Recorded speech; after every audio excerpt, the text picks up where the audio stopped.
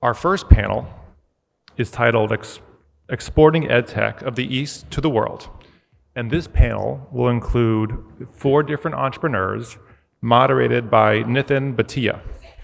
So please welcome Nitin and the founders of Quizizz, Cuemath, Emeritus, and AWS. Okay. Hello, everyone. So, we are going to talk about exporting education from East to West. Just to kind of set a little bit of context, this is not a new concept really, right? We had Tutor Vista, which at one point in time figured, that you can have education being imparted to students, in the Western world, from, India, and there is a cost arbitrage possible, and it was a reasonably successful business before Pearson acquired it. So, and this is, I'm talking 2005, 2006. So this is almost, 17, 18 years back is when people kind of figured that. Another good example of this is an IIT, which kind of in some way replicated that same model, but more for B2B world. Again, reasonably successful effort, became a reasonably scaled business. So, there have been instances of businesses out of India, for example, that have done well. To some extent, if you look at the China example, you have TAL Education, New Oriental, which had some portion of business, from West that was coming, even though kind of, China remained the core geography. VIP Kids was the other way around, right? Where actually they in some way exported the education from the West to the East, right? So there have been some interesting experiments, but if you will look by and large, right, relative to some other segments, right, and IT services comes to mind, right? IT services over the last 30 years has been a huge success story, right? Education has not been one of those success stories out of India or, more broadly speaking from the East, right? And so I would like to explore as part of this conversation, why has that been the case? One reason what people talk about, and maybe that's kind of the starting point of this discussion, is India had never a deep market for IT services for the longest time, right? And therefore, if you are an Infosys or a TCS, the right market for you to explore, would end up being the West, right? As against that, education in India is a deep market, right? It's considered $180 billion deep market today, right? So all of you, as you kind of, thought about building a business out, you made an interesting choice of targeting, Western markets as against Indian market, right? So maybe I would like to just start by trying to understand what was the decision matrix like, when you decided to kind of, pursue the Western opportunity versus, looking back here in India, right? And maybe Pranjal, that's a question to you. What drove the decision matrix of, choosing to target, global market as against India market? And now you're doing Indian market as well, but, you had substantially kind of, global market focus from the very beginning, and Eruditus from the very beginning said, we are going to create a global education company. So what drove that, decision matrix? Yeah, no, maybe I'm happy to sort of start and tee off the conversation here. So just a very quick recap for the benefit of the audiences here. We are a global skilling company. We partner with top-tier global institutions across the world and power their online programs for global learners. About 70% of our learners are actually outside of India today. I think for us, really, it germinated from the vision of the founders themselves, right? And I'm not trying to volley your question. I'm just sort of giving you the story behind it first. And both Ashwin and Chet, who started the company in 2010, benefited from global high-quality education. And they said that, look, if we as humble middle-class, Indians can benefit from this kind of an education, why not give it to everybody as much as we can? And the mission was to provide high-quality education, make it affordable and accessible across the globe. So the first part of that vision is high quality. And when you think about high quality in higher education, what comes to your mind are the Harvards, the MITs, the Whartons, the Stanfords, the INSEADs, etc. So that is probably where the anchor was set. Then as you start any startup or any company, you need to get your anchor customers, your alpha customers, your alpha clients. In our case, Chet was in INSEAD. He worked in INSEAD for 5 years in executive education. INSEAD became the natural choice to be the first partner for us. So you get the first customer. And then the journey started for us from there. For first 5 years, we were predominantly offline. We started our online in 2016. And probably that's where question is relevant, because at that time we had probably to make a decision. I think 3 things drove the choice of continuing to work with global institutions first. Number one, monetization. As a company, we always believe and want to monetize our first student. We want to make money from the first student. I know making money in education, probably not a right thing to stay in multiple forums, but for me, the CFO, making money is important, right? So I can say that. I'll say even for the student, right? You look at ROI. So it's okay to kind of pay for education because it's so transformational, as long as you deliver the right ROI to the student. Correct. And the students are willing to pay for it, right? But to your point on India market being deep, at that time when we were looking at monetization, our hypothesis was, which actually came to be true, is that monetization is better in markets like US, Europe, versus a market like India, because while India has, similarly low gross enrollment ratios, a huge 40 million plus college going students, a workforce of white collar of 100 million, blah, blah, blah.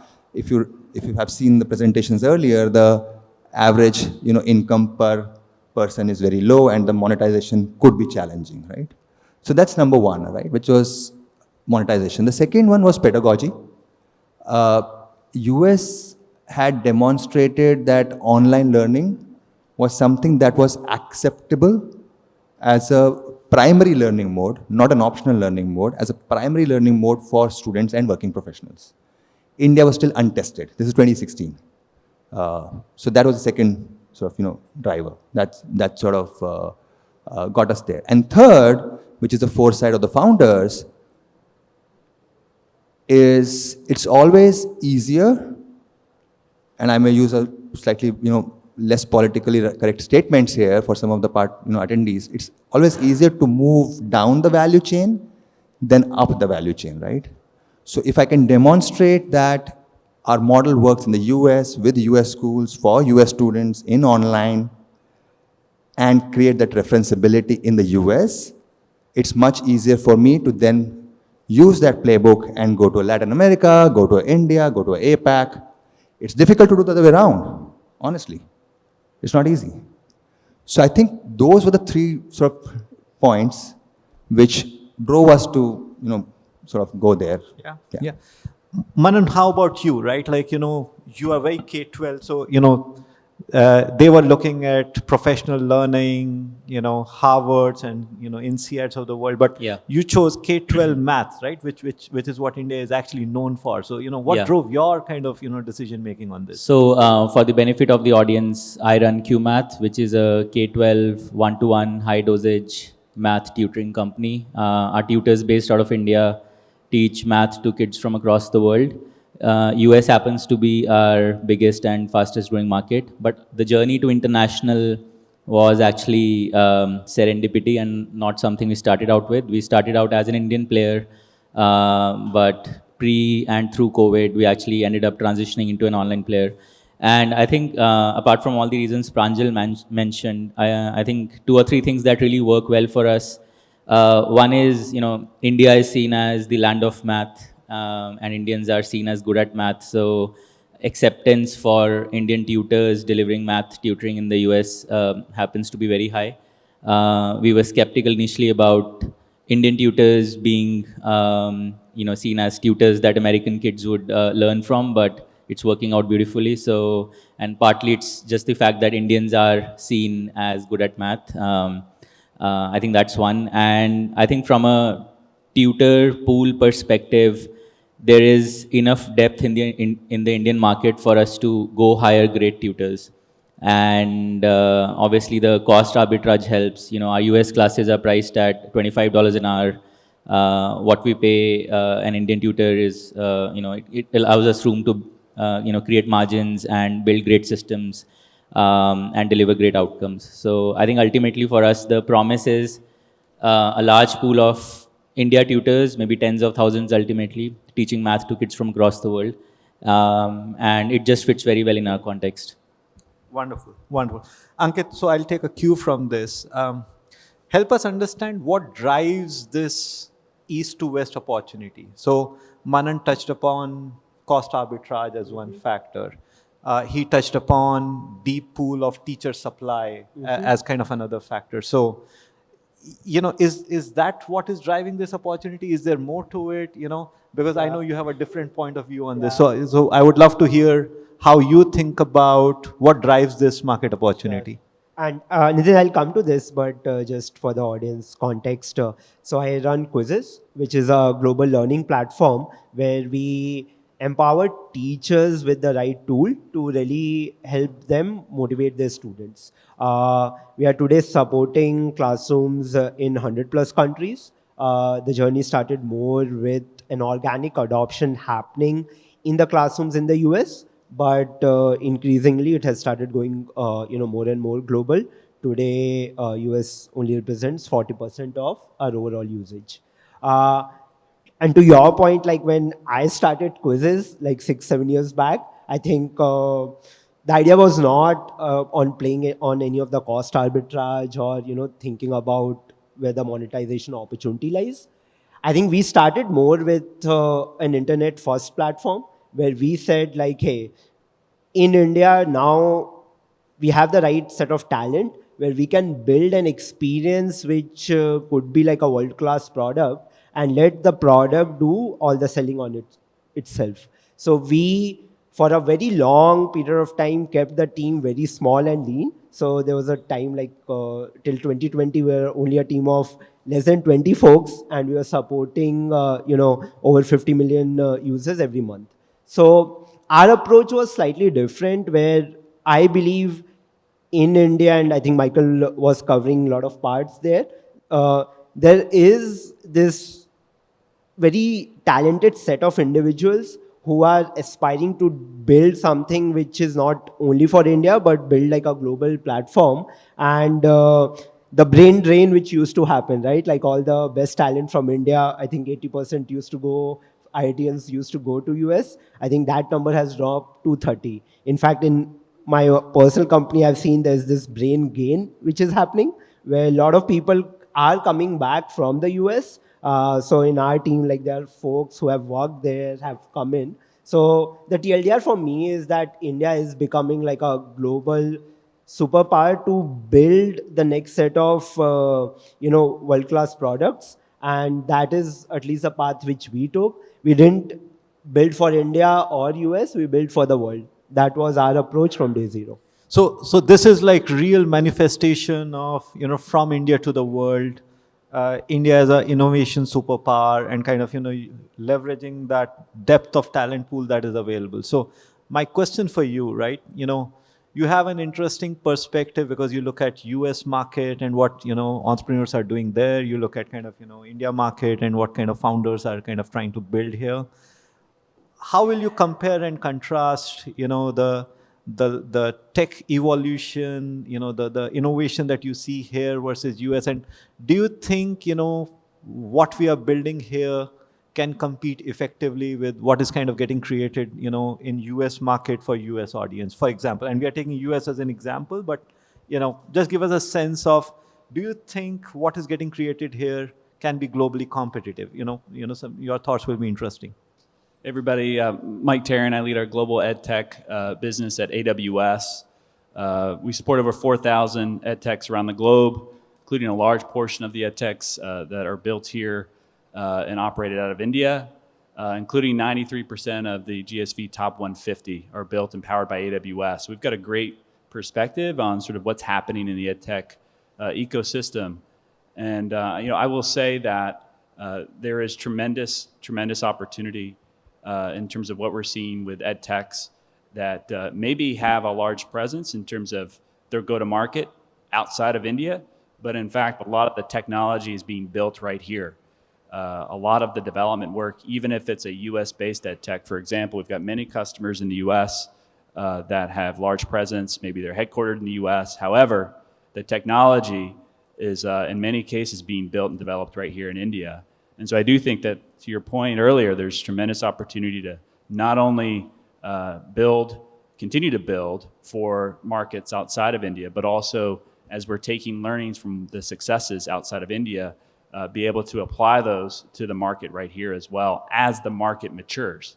And I think the big difference, as I was telling you off stage, is just the US is obviously in Europe. In many cases, there's a more mature ecosystem in terms of schools and school districts or universities that are more used to buying from EdTech providers. They've been doing it for a while now. However, I think as the more emerging markets mature, you're going to see lessons learned, applications that have been built and sold in the more mature markets start to gravitate towards those emerging markets. So I think there's a lot of opportunity to go both ways, east to west and then west to east. Very good. Thank you. Let me turn back, over to you, Manan. So, the way Indian market operates and the way, let's say, a US market will operate will be different, right? The cultural context is different. Expectations are different. We understand US market is much more metrics driven, right? So, so they have much more, granular understanding of, how has a child moved in math proficiency from level A to level B to level C, for example. So my question to you is, when you start thinking of attacking, a market like US, what adaptations, have you had to make to be successful? So I'm sure the same context and same product that worked in India cannot work as is there. So it'll be interesting to explore what adaptations you have had to make. I think one point that you touched upon, the whole narrative around metrics and impact and outcomes, and part of the reason why players in India have struggled, I'd say, in the recent past, is the ambiguous focus on outcomes. And attacking a market like the US means that you have to have a very, very rigorous set of definitions for what outcomes you're creating, in what context. So in our case, for example, if a student joins us in grade 6, what can we commit for that student by the end of grade 6? That is a promise that we must articulate concretely to gain more acceptance in the US market. And right now we are a direct-to-consumer brand, but ultimately we do intend to go B2B also, and this becomes even more important in that context. So I think one is foundationally, and this is not just for the US market, but I'd say applies to EdTech in general, is there should be a very rigorous focus on how you define your outcomes and how you talk about those. But apart from that, there are lots of cultural nuances that you have to adapt to as you build from, at least in our context, that's been the case, because we are not just a product company, we are a product and service company. We have thousands of tutors based in India teaching American, primary schoolers and middle schoolers and high schoolers. So training them on the US cultural context, revamping our admissions team to be much more consultative and to understand the context of the US market, understanding what high schoolers want in terms of, college application success, etc., etc. I think there are so many of these cultural nuances that are specific to the US market that we have had to train our Indian team on. And this is not just specific to US, we've recently started expanding in Australia. So the Australian context is different. We've started expanding in Singapore, so that context is different. I think from our perspective, because we're not just a product company, therefore it becomes very important for us to look at the entire funnel, all the touch points the consumer has with the brand across the life cycle, and then say, okay, what needs to change here? Like something as simple as if you're teaching money concepts, you can't use Indian currencies, you have to use US currencies, and you have to use US holiday contexts and not Indian, and so on.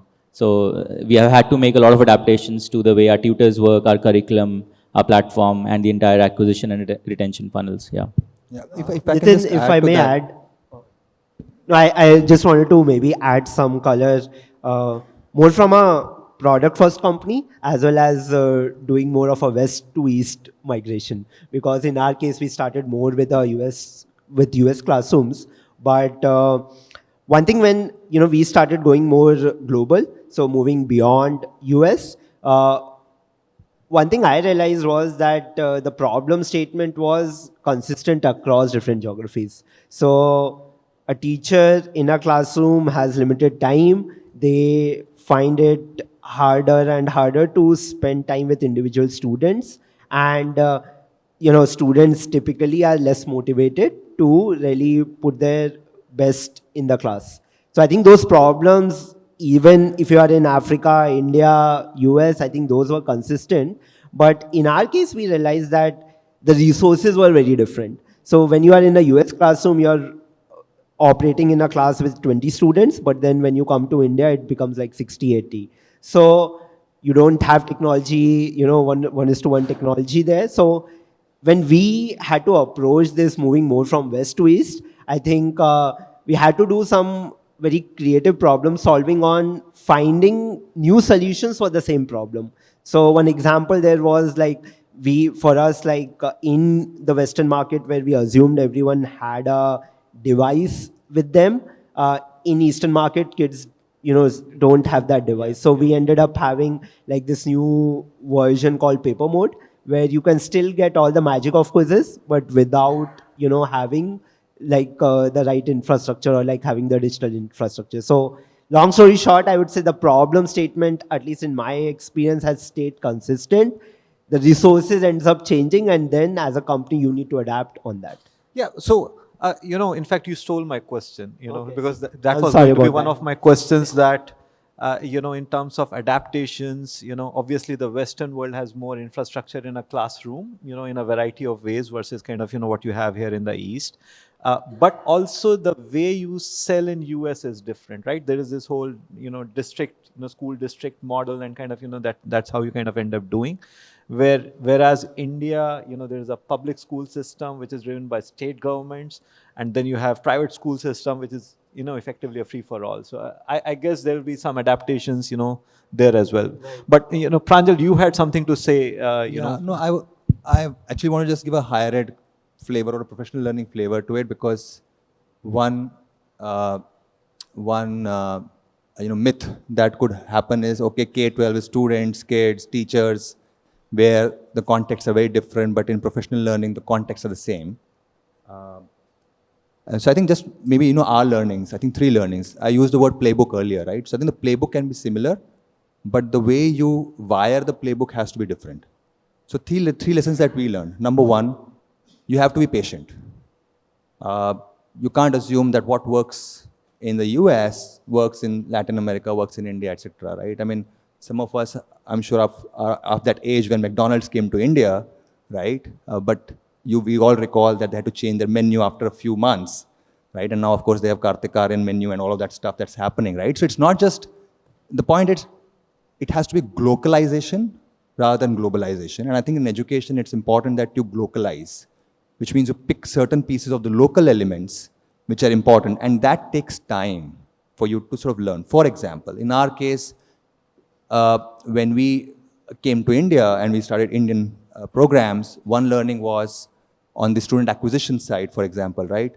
You have to do multiple calls to the students. Unlike in the US, where you just do 3 calls and the student decides. But in India, you have to do 7 calls. Intuitive, but it takes time, right? Even if it's high-priced programs, high-quality programs, right certifications, still you have to pursue. Number 2, you have more live learning in India.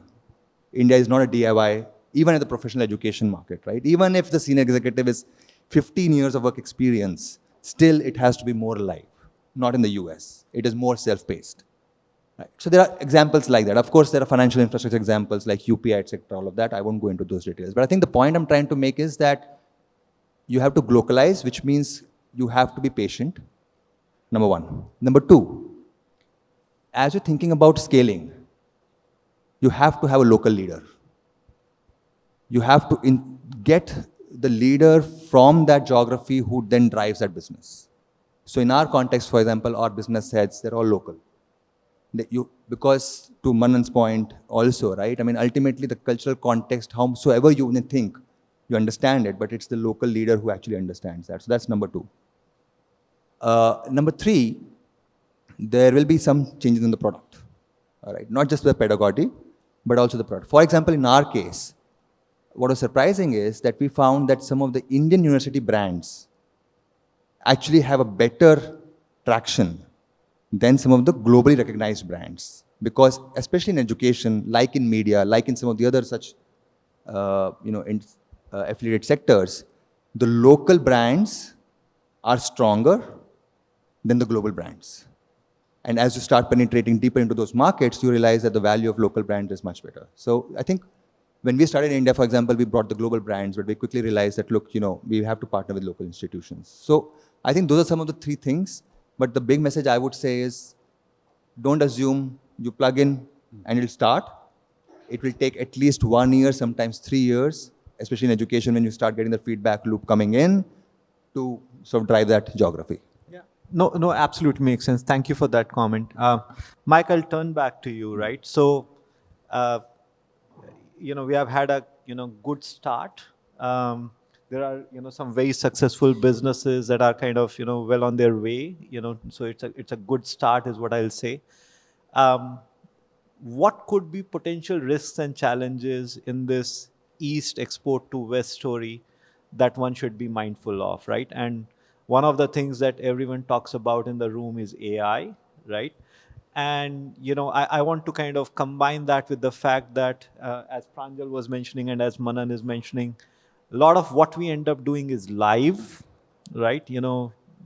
Tutor-led, teacher-led, intervention-led, and AI is supposed to come and disrupt that in some way, right? Like, or significantly replace, stroke, diminish, the requirement. So do you see, AI as a potential challenge to this, trend of East export to the West? I just want to explore that thought with you. I think it's a huge opportunity for EdTechs, including those based here in the East. Again, because a lot of the technology is being built here in places like India. And where we see a lot of our EdTechs going is focusing on, of course, there was all this buzz early on, and there were some early adopters of generative AI that sort of got out of the gate fast and maybe had a competitive advantage. But now, everybody has access to generative AI. It's ubiquitous, right? And so our EdTechs are asking the question, they're asking us, what can we do to differentiate our generative AI applications from the rest of the market? And so we're working very closely with our customers to help them leverage their proprietary data, right? Every EdTech has data, and that's your data. That's data that you can work with AWS and figure out how do you create a unique offering, a unique user experience that no one else can provide. So we're using a lot of tools around retrieval augmented generation that are really driving that differentiation for our EdTechs that want to be able to distinguish themselves in the market because it's quite competitive. Anything related to generative AI, very competitive. The second thing is distribution, right? So once you have a product and maybe it is differentiated, but how do you actually get it out to market? And I do think local presence in these markets is really important. And so one of the things we're seeing at AWS is actually our customers leveraging AWS as a channel partner. So we support thousands of school districts, universities, of course, commercial enterprises that our EdTech sell to. And so we're actually teaming up more and more. We're actually going in together and co-selling with our EdTechs, introducing them into universities, introducing them into school districts. And in many cases, these customers can procure solutions from our EdTechs from the AWS marketplace, which is just a one-stop shop that make the procurement of software very easy for these customers. In many cases, if you're a school district, as we were talking backstage, you can actually skip the traditional RFP, competitive bidding process that is required in the US because you're able to use the contract that AWS has with that end customer. So we're seeing this as a trend, as a way to not only differentiate your product, right, thinking about your proprietary data, but also then how do you go to market and how can you leverage the customer base and the channel and the brand awareness of Amazon and Amazon Web Services. Yeah, thank you for that. Manan, I want to build on what Mike mentioned. So your business is about, having teachers here in India driving student outcomes, in US, right? But there are players, Khanmigo is obvious example, but there are, several others who are essentially trying to kind of have AI act as a tutor. So do you see that as a competition? Do you think that as a disruptor? Do you think that as a tool or an aid for your teachers? How should one think about this challenge that AI poses with respect to this, again, export of, education from East to West? At least our perspective is that for K-12 learners, and especially our target audience, a combination of a human coach / authority figure equipped with the right tools, including Gen AI tools, is the winning combination, because ultimately, learning is a hard, messy, long drawn biological process. It requires effort, it requires motivation, it requires the learner to stick with rigorous regimen over months and years. And solutions have been around for the longest time. You've had great resources, you've had great apps and so on, but ultimately what really unlocks that potential inside a learner's mind is someone causing them to put in the effort. And therefore our Uber philosophy is that a combination of a human tutor / coach combined with the right tools is the winning combination. And therefore we also think that the role of a teacher / tutor will move away from just the technical aspect of teaching to more and more coaching and more, motivation driving, etc. And a lot of the basic stuff or technical stuff can be handled by things like Gen AI tools. So in our own context, for example, we are already piloting a teacher co-pilot of sorts that generates cues for the teacher and the student in real time as they are discussing something. So for example, let's say I'm teaching you fractions and you're having a tough time. So what's the best way I should explain a concept to you? So can the AI generate cues for me that I can use right in real time at that point? Or let's say you like wildlife and Ankit likes astronomy.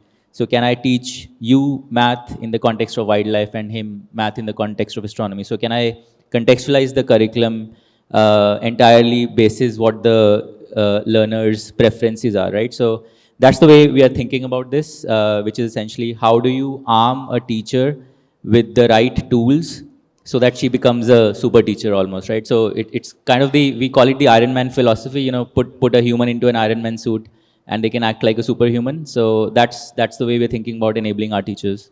Very, very interesting. Thank you for that insight, Manan.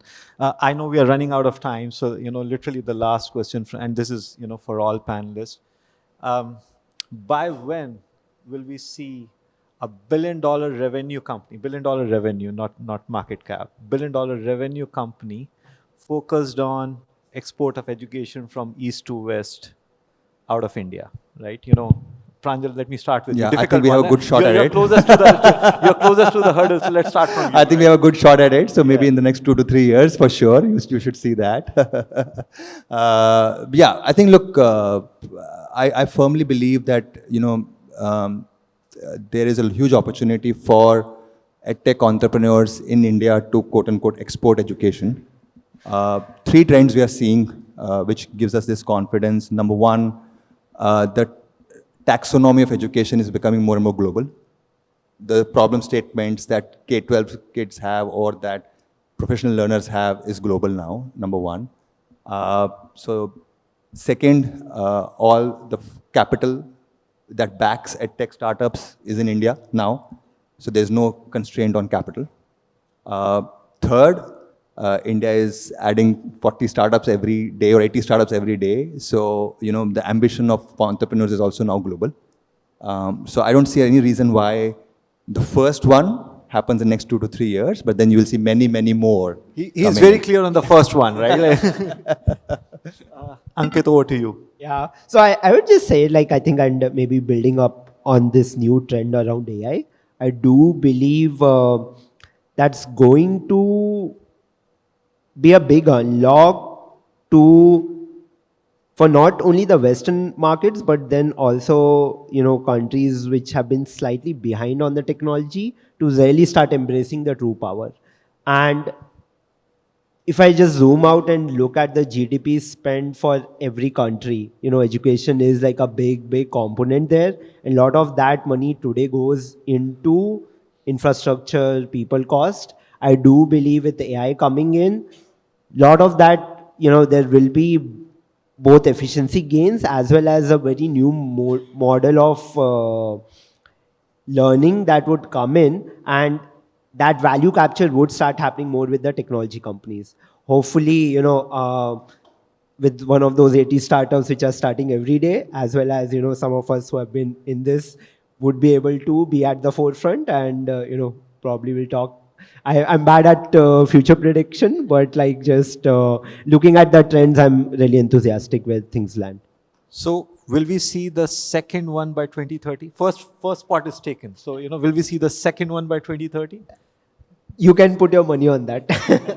Great. Manan, over to you for this one. I think definitely in the next 5 years, at least from our perspective, the math is pretty simple.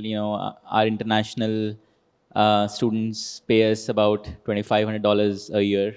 So can we get to 400,000 students in the next 4-5 years? That's $1 billion of revenue. Yeah, I think we can. Well, there's a line of sight to it. Best of luck for that.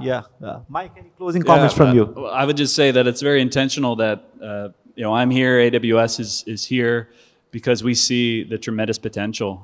This is only the second year of this event, but we heard how well it went the first year. We wanted to bring a bigger presence this year, and we do think that there could be in this room and hopefully on this stage that next $1 billion valuated company, and we'd love to be part of it. Amen to that. Absolutely. Thank you. Thank you, everyone. Thank you.